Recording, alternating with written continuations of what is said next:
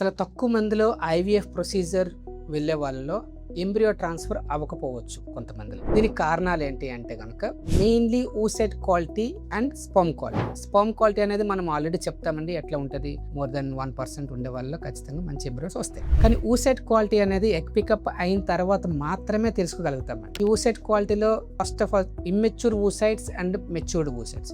వచ్చే oocytes అన్ని కూడా మెచ్యూర్డ్ oocytes మాత్రమే అయి ఉండాలి. ఇమ్మెచ్యూర్ oocytes తో మనము ఎంబ్రియోస్ క్రియేట్ చేయలేము. అండ్ సెకండ్ ఏంటంటే oocyte మెచ్యూర్డ్ oocytes లో ఉండే వాళ్ళలో క్వాలిటీ ఎట్లా ఉంది, దాంట్లో చాలా రకరకాల క్వాలిటీ ఉంటాయండి. పీవీఎస్ డెబ్రిస్ అని, సెప్టెడ్ జోన్ అని, పీవీఎస్ గ్రాన్యూల్స్ అని, లేకపోతే సెంట్రల్ గ్రాన్యూల్స్ అని, ఇన్క్లూజన్స్ బాడీస్ అని, లేకపోతే వ్యాక్యూల్స్ అని, లేకపోతే స్మూత్ ఎండోప్లాస్మిక్ రెటిక్యులం అని, ఇవి కొన్ని రకాల కేటగిరీస్ అండి. ఇట్లాంటి oocytes ఏమైనా ఎక్కువ వస్తే కనుక మనకి ఎంబ్రియోస్ అవుట్కమ్ అనేది తగ్గుతూ ఉంటుంది. ఇట్లాంటి కేటగిరీలో ఉండే వాళ్ళకి సెలక్షన్ వరకు వెళ్తారు, కానీ ఎంబ్రియో ట్రాన్స్ఫర్ జరగకపోవచ్చు. ఇన్ కేస్ ఆఫ్ మనకి ఎంబ్రియోస్ రాకపోవడం కానీ, లేకపోతే వచ్చిన ఎంబ్రియోస్ బాగోలేకపోవడం కానీ జరుగుతూ ఉంటుంది.